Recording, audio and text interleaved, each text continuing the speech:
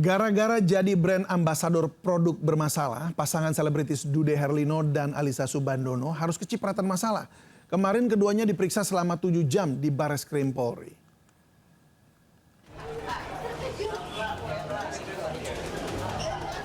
Pasangan selebritis Dude Herlino dan Alyssa Soebandono selesai menjalani pemeriksaan 7 jam di Bareskrim Polri pada Kamis malam. Berstatus saksi, keduanya diminta menjawab 53 pertanyaan terkait statusnya sebagai brand ambasador PT Dana Syariah Indonesia atau PT DSI selama 3 tahun. Belakangan, bisnis PT DSI terindikasi melakukan penipuan. Namun baik Dude maupun Alyssa menegaskan ia tidak terlibat sama sekali dengan penipuan tersebut dan sebatas hubungan profesional sebagai brand ambasador. Ini tadi ingin tahu lebih dalam ya, apa saja tugas sebagai brand ambasador. Memang kami tidak ada kaitan dengan internal manajemen dan sebagainya. Profesional memang hanya sebagai brand ambasador. Kasus penggelapan dana di PT DSI masih bergulir di kepolisian. 90 saksi diperiksa dan 80 rekening aset dibekukan. Sementara 4 orang telah ditetapkan tersangka. Dari Jakarta, Tim Liputan iNews melaporkan. Pelaku penyiraman air keras terhadap seorang lansia di Kabupaten Bekasi, Jawa Barat ditangkap. Korban disiram air keras saat berjalan kaki menuju musola untuk sholat subuh.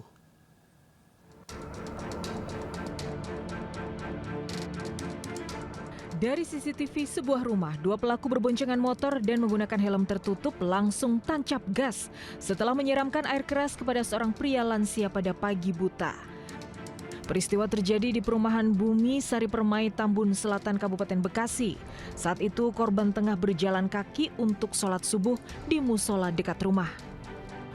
Tak disangka, 2 pria tak dikenal menyiramkan air keras mengakibatkan luka bakar serius di sekujur tubuh.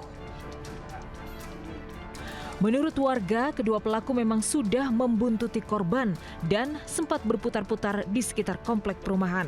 Berbekal rekaman CCTV dan olah tempat kejadian, pelaku berhasil ditangkap.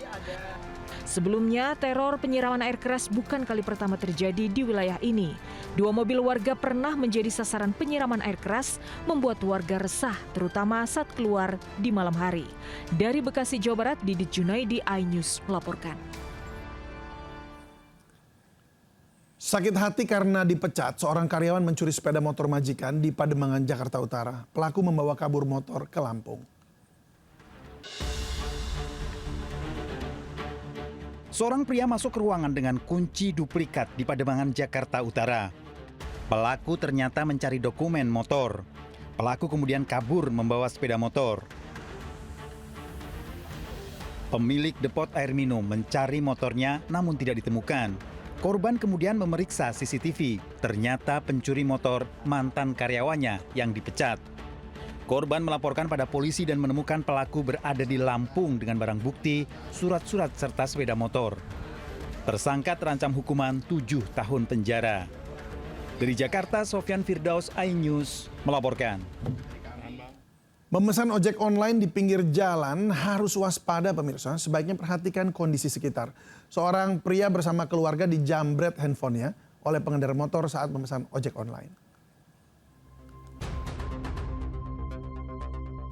Seorang pria bersama keluarganya yang sedang memesan ojek online di Jalan Tanjung Duren Timur 2, Jakarta Barat, tiba-tiba handphonenya direbut pengendara motor.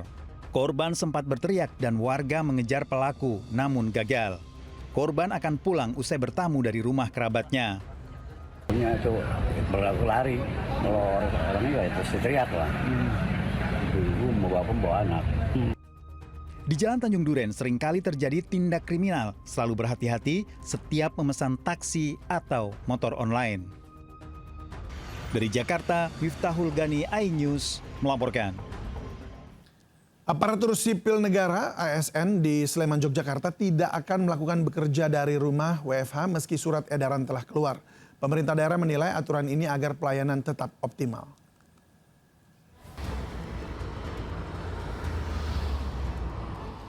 Aparatur sipil negara ASN di Kabupaten Sleman, Yogyakarta tetap akan bekerja selama 5 hari WFH tidak akan diterapkan. Kebijakan ini diambil Bupati Sleman Hardo Kiswoyo meskipun pemerintah pusat telah mengeluarkan surat edaran. Kabupaten Sleman menerapkan WFH tiap hari Jumat membuat pelayanan kepada masyarakat tidak akan berjalan optimal. Organisasi peningkatan daerah di Kabupaten Sleman bersinggungan dengan masyarakat. ASN tetap masuk bekerja di hari Jumat seperti biasa. Karena semua pelayanan langsung kepada masyarakat sih. Karena mungkin Nyun Sewu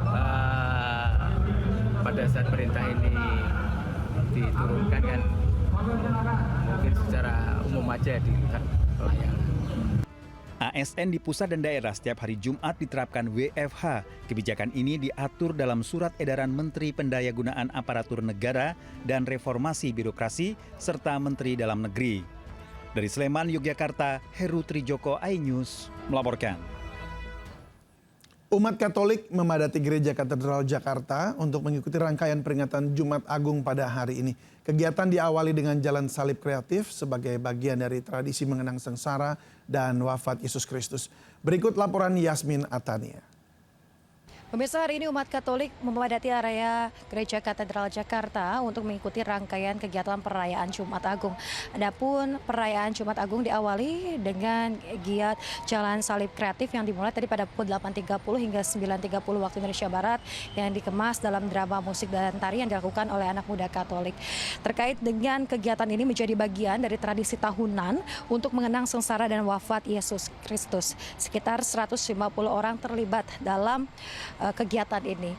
Kemudian kegiatan selanjutnya yakni adalah ibadat yang dibagi dalam 3 sesi dimulai dari pukul 12 waktu Indonesia Barat, kemudian juga pukul 15 dan juga pukul 18 waktu Indonesia Barat.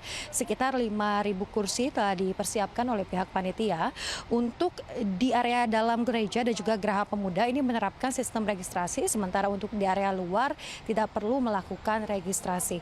Kemudian juga terkait dengan pengamanan dilakukan secara ketat oleh petugas internal dan juga gabungan dari Kepolisian TNI untuk benar-benar memastikan bahwa perayaan Jumat Agung ini dapat berjalan dengan aman dan juga lancar. Dari Jakarta, Yasmin Atania, Yudi Richard, Pandu Priyo, iNews melaporkan. Harga tahu tempe belum naik tapi bentuknya mengecil gara-gara kenaikan harga kedelai impor. Pagi tadi, Naura Syafika sempat mengunjungi Pasar Tomang, Jakarta Barat untuk memantau harga tahu tempe, makanan kesayangan masyarakat luas. Berikut liputannya.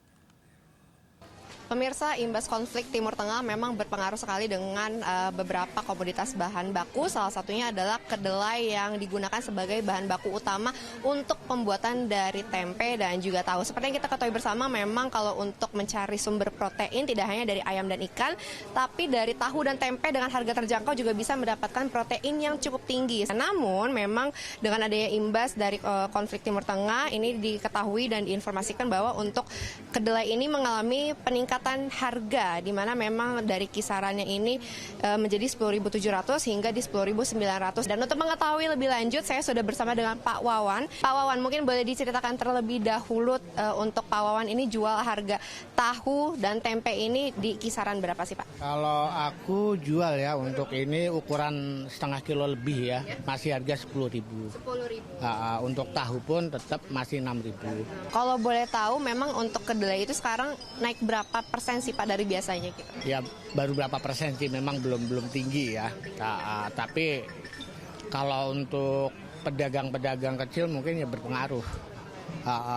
Untuk keuntungan biasanya dapat sekian, harus nambah lagi modalnya sekian, pasti berpengaruh.